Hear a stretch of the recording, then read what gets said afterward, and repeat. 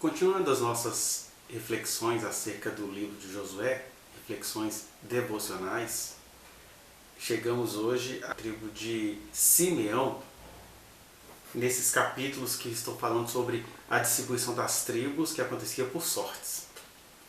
É importante eu dizer aqui para você que está me acompanhando que eu vou tentar fazer isso pelo menos 3 vezes por semana, porque agora algumas questões da minha vida pessoal ficaram mais engarrafadas, por assim dizer, outros trabalhos que eu tenho a fazer.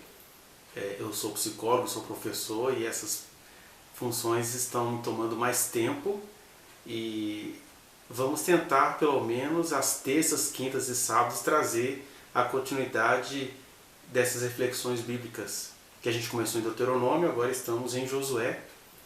E vamos fazer essa reflexão de maneira cronológica. Então a gente vai Josué, 1 Samuel, aí dali a gente deve ir para os Salmos, dependendo dos Salmos que tem a ver com Davi, por exemplo, e por aí vai.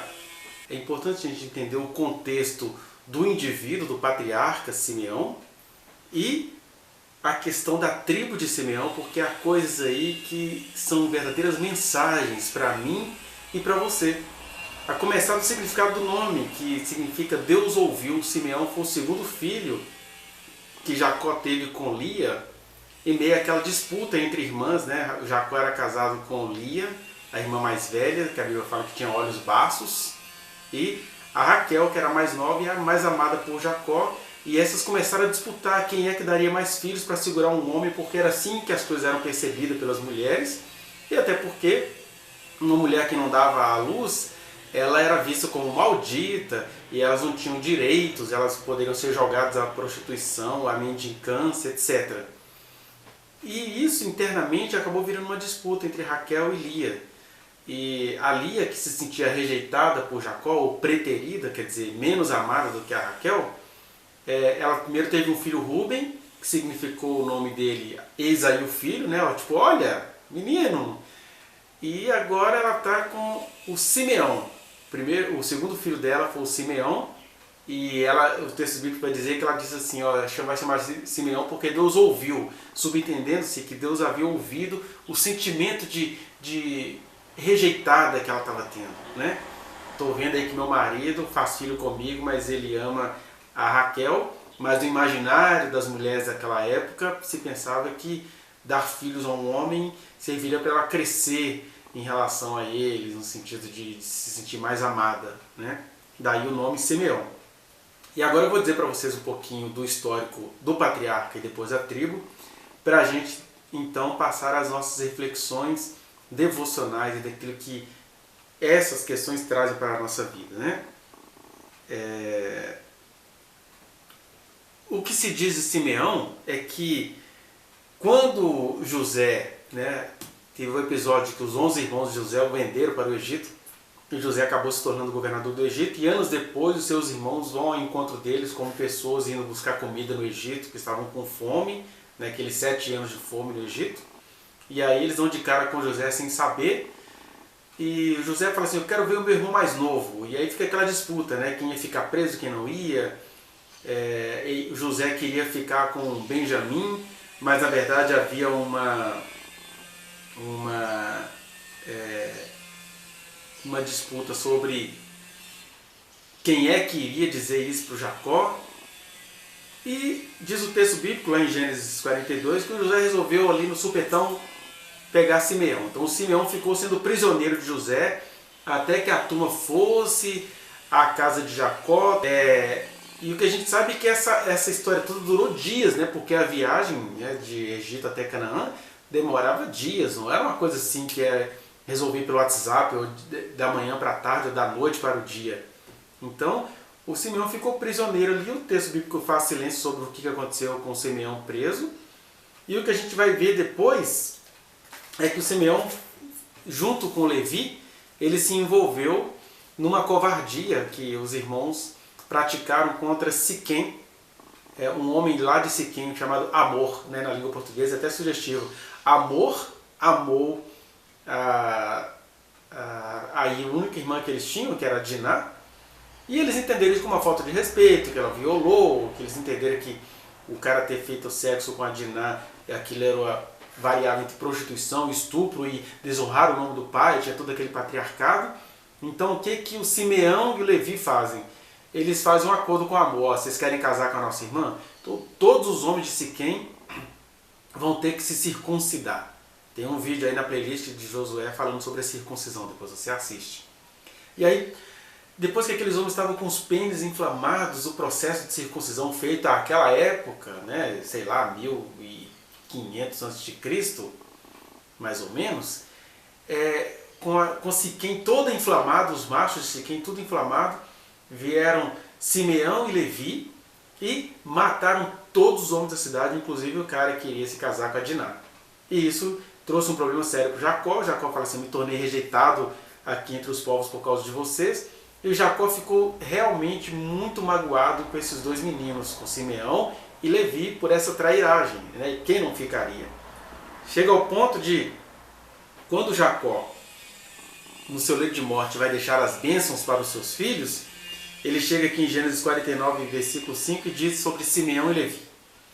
Simeão e Levi são irmãos, as suas espadas são instrumentos de violência. No seu conselho não entra minha alma, com o seu agrupamento minha glória não se ajunte. Porque no seu furor mataram homens, e na sua vontade perversa já retaram touros. Quer dizer, fizeram covardia com animais, né? Cortaram-lhes. Maldito seja o seu furor, pois era forte, e a sua ira, pois era dura. Dividi-los-ei em Jacó, e os espalharei em Israel. Então, as últimas palavras de Jacó para Simeão e Levi é que eles seriam espalhados em Israel e divididos em Jacó. É interessante que uma parte dessa profecia demonstra a mágoa que Jacó tinha em relação a esses dois filhos dele, né? Mas o finalzinho dela foi muito bem cumprido, porque tanto Simeão quanto Levi acabaram sendo espalhados em Israel, né? E eu não vou dizer que isso é uma maldição paterna, isso é o Espírito de Deus entrando em meio às mágoas de um pai. A gente tem que entender essa diferença na cristandade. Na cristandade, palavra não tem poder como se teria poder na bruxaria, nos movimentos esotéricos, até às vezes na cabala hebraica. Na cristandade, na fé em Cristo Jesus, o que acontece é que Deus, apesar de nossa humanidade falha, seja ela manifestada através da embriaguez do Noé, ou através de uma mágoa de décadas que Jacó tinha em relação aos seus filhos, Deus entra e fala através do profeta, porque aqui tinha coisas futuras previstas. Ou seja, independentemente do que esses meninos fizeram no passado, eles estavam de alguma maneira destinados a serem espalhados em Israel. Só que em função do que eles fizeram, esse espalhamento acabou tendo esse teor de castigo. E aí, em meio a essa mágoa do Jacó, o que vai acontecer com Simeão e Levi é que eles acabam sendo espalhados. Levi acaba se tornando os levitas sem lugar fixo em Israel. Vai ter uma tribo de Levi em cada tribo, né? Porque eles acabaram se tornando responsáveis pelo culto do templo, ficou até bom para Levi. E Simeão foi sendo absorvido, conforme a gente vai ver daqui a pouquinho. Outra coisa interessante, agora já passando do indivíduo para a tribo, é que quando você vai ler as bênçãos de Moisés em Deuteronômio 33, quando ele vai mencionar uma bênção para cada tribo, incrivelmente ele simplesmente ignora a tribo de Simeão, não se fala nada sobre Simeão. Já aí, no primeiro cumprimento de Jacó, né, do que o Jacó falou para o indivíduo. Moisés, no seu leito de morte, vai abençoar as tribos e ele não diz uma palavrinha sequer sobre a tribo de Simeão. Ele até vai falar da tribo de Levi, que não ficou muito bem nas bênçãos de Jacó, mas sobre Simeão, papo zero. E é interessante isso, né? Essa ignorância, ou seja, esse não conhecimento de que tinha que se haver uma tribo de Levi, embora as coisas acabem ficando em 12, né? As 12 tribos, porque ele ignora Levi, mas ele acaba mencionando Manassés, Efraim e José.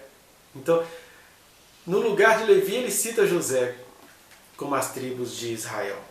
A gente vai ver então, primeira coisa, lá naquele episódio do Balaão, que o Balaão tentou amaldiçoar Israel 3 vezes e não conseguiu, aí Balaão falou assim para os seus contratantes, né? Olha, a gente não pode fazer nada contra Israel porque não vale contra eles nenhum encantamento, mas tem um segredinho para contar para vocês. Eles são o encantamento. Todo ser humano é o próprio encantamento. Todo ser humano tem a sua própria macumba, falando pejorativamente da palavra. É só vocês fazerem uma festinha, um bacanal, botam umas mulheres cananeias lá entre eles, que eles caem direitinho. Então, não rolou escândalo do ponto de vista planetário, mas rolou um escândalo entre eles, porque Moisés vai olhar e encontrou o pessoal numa verdadeira balada cananeia, e entre eles havia um homem que estava com uma prostituta, né? E este homem, ele era da tribo de Simeão. E aí, no seu zelo, no sentido de que aquele medo da ira de Deus, o Finés vai lá e mata esse homem e essa mulher estavam nus ali dançando naquela orgia babilônica, ou por assim dizer, cananeia. Outro episódio envolvendo a tribo de Simeão é que nos tempos dos juízes, né, ela não é mencionada, a tribo também não é mencionada. Quando a gente for estudar os livros de juízes, vocês vão ver que fulano de tal da tribo tal, aí tem praticamente todas as tribos lá. Tem até um levita com a sua concubina, fazendo menção a Levi. Mas não se diz nada no livro dos juízes acerca da tribo de Simeão. Ele não é mencionado, não teve nenhum líder, etc. Né? E indo para os tempos de Davi, ali 1000 anos antes de Cristo, o rei dos filisteus, ele acaba confiando a Davi uma cidade que tinha sido invadida pelos filisteus, que era Ziclag. Ziclag ficava exatamente dentro da tribo dos simeonitas. Aí eu esqueci de mostrar para vocês o nosso mapinha de sempre, né? Porque Simeão, e nós vamos ler isso daqui a pouquinho, vamos ler de uma vez, mas só para você entender que o Ziclag era aqui na tribo de Simeão. Ó. Onde está a tribo de Simeão? Se você for olhar, ó, nós temos aqui a tribo de Judá, e no meio dela, ou seja, absorvido, espalhado, conforme Jacó havia visto, nós temos aí a tribo de Simeão, dentro de Judá, foi se perdendo com o tempo. Né? E aí, dentro da tribo de Simeão, tinha um lugar chamado Ziclag, que foi confiado a Davi. Né? E aí os simeonitas acabam se aliando a Davi mais do que os judaítas, o pessoal da tribo de Judá. Né? Não judeu, porque não falava ainda de um rei, mas judaítas, da tribo de Judá. Eles se juntaram a Davi. E o que a gente vai vendo depois é que Davi teve mais parcerias dos simeonitas do que dos judaítas, e mesmo assim eles foram sendo absorvidos, né, no tempo e espaço. Outra curiosidade que a gente tem é que o pessoal da tribo de Simeão, ele não é mencionado, ou melhor, lá no livro das crônicas, eles vão ser agrupados com Efraim e Manassés. E aí você tem um conflito aqui, né? Porque quando a gente olha aqui no mapa, Simeão era ao sul, na tribo de Judá. Mas eles são mencionados nas crônicas como pertencentes a Efraim e Manassés, que seria o norte, né? Falando ali da divisão dos reinos. E você pode encontrar no segundo livro das crônicas 15 e 9 e no 34, versículo 6. Você vê que vai tendo culturalmente e sutilmente, tacitamente, sem eles perceberem, esse espalhamento que foi dito lá na profecia magoada de Jacó. Né? E isso não tem nada a ver com o poder da palavra, isso tem a ver com a misericórdia de Deus falando de coisas eternas em meio à mágoa de um pai. A gente precisa aprender a ver as coisas sob a perspectiva correta. Né? E por fim, Ezequiel 48, quando o profeta está lá enunciando esperanças acerca da tribo de Israel, ele vai mencionar a tribo de Simeão, mas com uma curiosidade. Ele vai dizer, embora ele vai dizer que Simeão teria um lugar ao sul, né, do nosso mapinha, ele junta nesse lugar ao sul Issacar e Zebulon, mostrando de novo essa ideia da absorção, do espalhamento, de que ele vai sumindo. Né? Então é importante a gente ter isso em mente, porque antes da gente fazer a nossa meditação final, olha o que diz Josué, dos versículos capítulo 19, dos versículos 1 ao 9, mas eu vou ler apenas o 9, que do 1 ao 8 é aquela medida territorial que é importante para se ter uma memória histórica e para o povo que pertenceu àquela tribo. Mas o versículo 9 do capítulo 19 vai dizer assim: a herança dos filhos de Simeão se tirou entre a porção dos filhos de Judá, conforme a gente acabou de ver no mapa. Pois a herança destes, da tribo de Judá, era demasiadamente grande para eles, pelo que os filhos de Simeão tiveram sua herança no meio deles. Comecemos aqui então, tanto em relação ao indivíduo, quanto em relação à tribo. Nós não temos todo o poder da história, nós não conhecemos os mistérios da história, mas é engraçado, há indivíduos que nascem com essa predestinação de não serem, ou de serem subjúdice, ou submisso a alguma outra realidade. Você vai ver que Simeão, na hora da tribo, ele é absorvido por Judá, aí as profecias mostram ele ao norte, vai mostrando aquela confusão toda, porque Jacó também havia dito que eles iriam ser espalhados em Israel. Aí os levitas são localizados porque eles estão sempre no culto do templo ou do tabernáculo, mas Simeão some. Já no próprio nascimento do indivíduo, porque quem tem muitos filhos aí sabe disso. Em geral, se o segundo filho não é do sexo masculino, e aí nós já estamos falando da nossa herança misógina, horrorosa, mas se o nosso segundo filho não é masculino, não há muita festa, porque o primeiro filho foi Rúben, menino. O segundo filho foi Simeão, mais um. Então, pensando no patriarcalismo, no patriarcado, Simeão era mais um filho que Jacó teve. Não tinha aquela aura da primogenitura, do primeirão.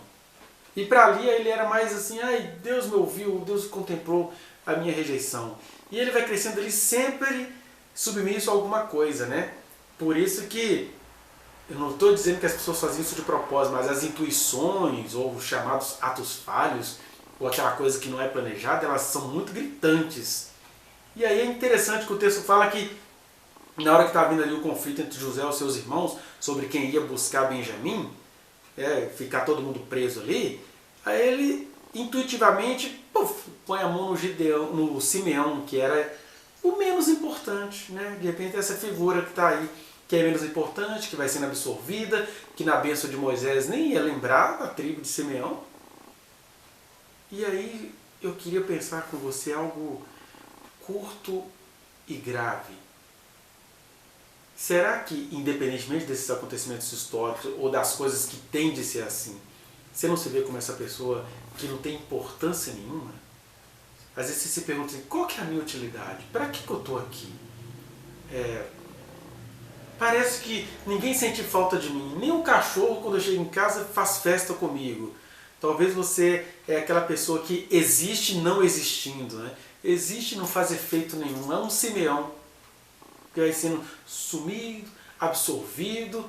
Quando participou de alguma coisa, participou de uma grande besteira, igual Simeão se juntou com Levi. E aí, eu queria falar isso para você, que se sente assim, nossa, eu não presto para nada, e quando alguma coisa acontece, é sempre do lado mal. Fui pego com a gangue, eu só estava ali, eu não estava fazendo nada de errado, eu estava ali. Fui pego como a pior coisa. Ou seja, ou eu não existo, ou eu sou visto apenas quando a coisa está toda errada para cima de mim.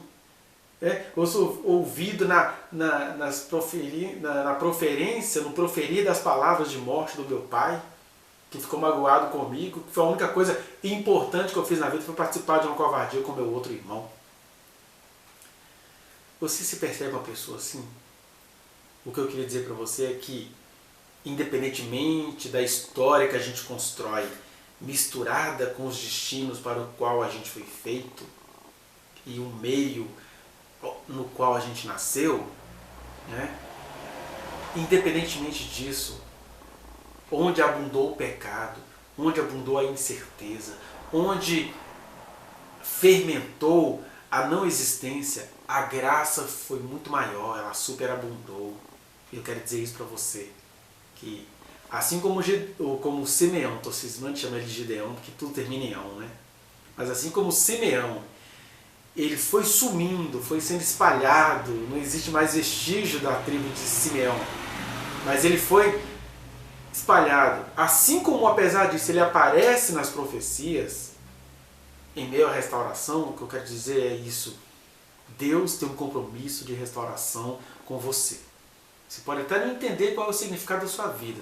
Você pode até não entender para que você está aqui. Por que a sua história está sempre sendo abafada por outrem, ou ignorada, ou, quando é mencionada, difamada, né? Porque nós temos aí essas três frentes. Jacó ficou magoado pela besteira que o Simeão fez. Moisés ignora a tribo de Simeão. E o próprio indivíduo vai vivendo ali debaixo de outras questões. Mas apesar de todas essas complexidades que não tem a ver com o indivíduo, é uma mistura do indivíduo com o que é eterno, eu digo para você, seja em Deus, exista em Cristo. Não fique preocupado com territórios marcados ou territórios demarcados. Apenas exista em Cristo. Faça as coisas boas, assim como Simeão ficou famoso pela covardia que eles fizeram contra os homens de Siquém. Não se importe em ficar famoso, muito menos pela besteira, mas se importe em fazer o que tem de ser feito.